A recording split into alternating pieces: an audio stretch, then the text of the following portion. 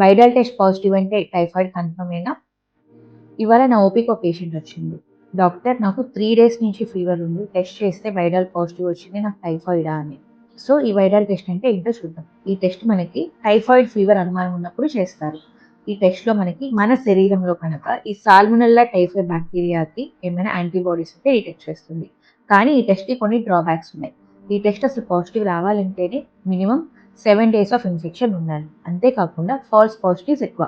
ఇదివరకు already typhoid infection వచ్చి ఉన్నా, టైఫాయిడ్ వ్యాక్సిన్ రీసెంట్‌గా వేసుకొని ఉన్నా, కొన్నిసార్లు వేరే ఏదో ఇన్ఫెక్షన్‌లో క్రాస్ రియాక్షన్ వల్ల కూడా పాజిటివ్ రావచ్చు.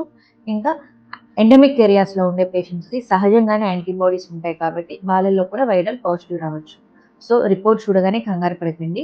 డాక్టర్ దగ్గరికి వెళ్తే మీ టెస్ట్‌ని అండ్ మీ సింప్టమ్స్‌ని చూసి కోరిలేట్ చేసి ట్రీట్మెంట్ పెడతారు.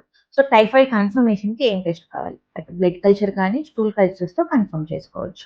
డాక్టర్ ఎప్పుడూ కూడా రిపోర్ట్స్‌ని ట్రీట్ చేయరు. పేషెంట్‌ని ట్రీట్ చేస్తారు కాబట్టి రిపోర్ట్స్ చూసి కంగారు పడొద్దు. Consult a doctor. Stay aware and stay healthy. Thank you.